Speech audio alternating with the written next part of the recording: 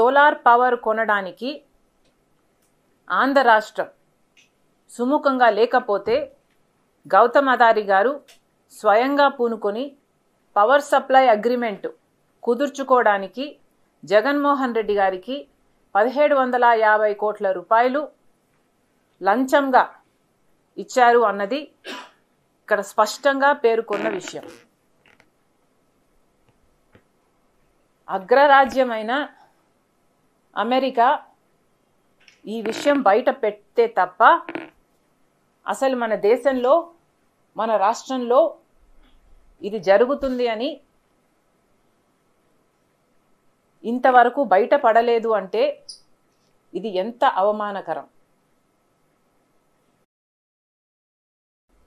అంటే మన దేశంలో ఉన్న సిబిఐ అయినా ఈడీ అయినా సెబీ అయినా ఇన్కమ్ ట్యాక్స్ డిపార్ట్మెంట్లు అయినా ఇవన్నీ ఏం చేస్తున్నట్టు? ఇవన్నీ ఏవి బయట పెట్టలేని విషయాలు ఎక్కడో అమెరికాలో ఉన్న వాళ్ళు బయట పెట్టారు అంటే ఈరోజు అంతర్జాతీయ స్థాయిలో మన భారతదేశంలో అవినీతి గురించి చర్చ జరుగుతుంది అంటే ఇది అవమానం కాదా? అదానీ గారు దేశం పరువు తీస్తే జగన్మోహన్ రెడ్డి గారు ఆంధ్ర రాష్ట్ర పరువు తీశారు. జగన్మోహన్ రెడ్డి గారిని అడుగుతున్నాం, కేవలం మీ లంచం కోసం మీకు ఒక్క డీలులో వచ్చిన లంచం 1750 కోట్ల రూపాయలు అంటున్నారు. మీకు ఒక్క డీల్లో వచ్చిన లంచం 1750 కోట్ల రూపాయలు ప్రజలకు ఎంత భారంగా మారుతుందో ఒకసారైనా ఆలోచించలేకపోయారా? 1700 కోట్ల రూపాయలు సోలార్ విద్యుత్లో జగన్మోహన్ రెడ్డి గారికి లంచం అయితే 17,000 కోట్ల రూపాయలు ఆంధ్ర రాష్ట్ర ప్రజల నెత్తిన విద్యుత్ భారం పడుతుంది. రెండిటికి కనెక్షన్ ఉంది అని నేను అంటం లేదు, కానీ ఈరోజు సినారియో చూడండి ఒకసారి. 1700 కోట్ల రూపాయలేమో జగన్మోహన్ రెడ్డి గారికి లంచం వచ్చింది విద్యుత్లో, సోలార్ విద్యుత్లో అని మాట్లాడుతున్నాం. మొన్నటి వరకు జగన్మోహన్ రెడ్డి గారు చేసిన అప్పుల వల్ల డిస్కామ్లకు నష్టం వచ్చి 17,000 కోట్ల రూపాయలు ఆంధ్ర రాష్ట్ర ప్రజల మీద కరెంటు బిల్లుల భారం మోపబోతుంది చంద్రబాబు గవర్నమెంట్ అని మేము పగలనక రాత్రనక లాంతర్లు పట్టుకొని మరీ ప్రొటెస్టులు చేసి ప్రజల కోసం కొట్లాడడం జరిగింది. ఏం జరుగుతుంది ఆంధ్ర రాష్ట్రంలో ఒకసారి గమనించమని అడుగుతున్నా. 1750 కోట్ల రూపాయలేమో జగన్మోహన్ రెడ్డి గారికి విద్యుత్లో, సోలార్ విద్యుత్ డీలులో లంచమట. మరో పక్కేమో 17,000 కోట్ల రూపాయలు ఆంధ్ర రాష్ట్ర ప్రజల మీద భారం పడుతుంది. రెండింటికి కనెక్షన్ లేకపోయినా ఈరోజు జరుగుతున్న వాస్తవం అది. ఇలాంటి డీళ్లు చేసుకుంటే ఆఖరికి ప్రజల మీదే భారం పడుతుంది. ఈ డీల్లో కాకపోయినా ఇంకొకసారైనా ఇంకో సంవత్సరమైనా 25 సంవత్సరాలకు గాను ఈ డీలు కుదుర్చుకున్నారు అంటే ఆ భారం అంతా జనం మీదే పడుతుంది కదా. ఇది ఎక్కడి న్యాయం అని అడుగుతున్నా. జగన్మోహన్ రెడ్డి గారు కాదా ఇది అని అడుగుతున్నాం. యూనిట్ ధర పక్క రాష్ట్రాలకు అదే అదానీ పవరు